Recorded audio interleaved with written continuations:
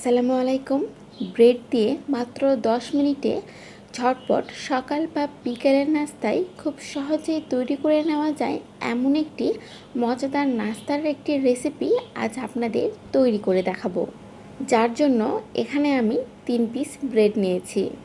প্রতিটি ব্রেড আমি এভাবে ছোট ছোট টুকরো করে কেটে নিচ্ছি। এক কথায় সবগুলো ব্রেড এভাবে ছোট ছোট বাইট সাইজ করে আমাদের কেটে নিতে হবে।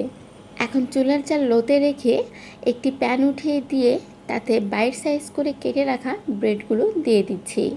ব্রেডগুলো আমাদের এভাবে অনবরত নেড়ে চেড়ে টোস্ট করে নিতে হবে। এক কথায় ব্রেডগুলো একটু হালকা করে ভেজে নিতে হবে। এ সময় লক্ষ্য রাখতে হবে যাতে ব্রেডগুলো বেশি ভাজা না হয়ে যায়।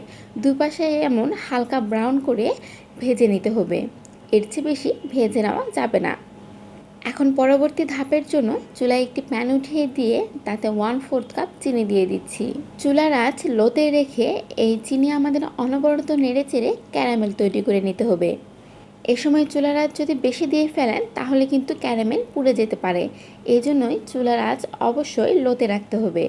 যখন ক্যারামেলের কালার এমন মধুর মতো হয়ে আসবে তখন এর মধ্যে অ্যাড করে দিতে হবে 1 চামচ বাটার। 10-12 সেকেন্ডের মতো নাড়তে চাড়তে দেখবেন বাটার একদম ক্যারামেলের সাথে ভালোভাবে গলে মিশে গিয়েছে। ঠিক এই পর্যায়ে এর মধ্যে অ্যাড করে দিচ্ছি 1/4 কাপ জাল করে নর্মাল ঠান্ডা করে রাখা গরুর দুধ। দুধ দেবার সাথে সাথে দেখতে পাবেন ক্যারামেল এমন জমাট পেকে এসেছে। তবে এই সময় একদমই ভয় পাবেন না। এই সময় চুলার আঁচ মিডিয়ামে রেখে অনবরত এমন জাল করে নেবেন, তাহলেই দেখবেন ক্যারামেল একদম ভালোভাবে গলে গেছে। এরপরে 1 থেকে 2 মিনিটের মতো জাল করে নিতেই দেখতে পাবেন দুধ আর ক্যারামেলের মিশ্রণ এমন ঘন হয়ে এসেছে।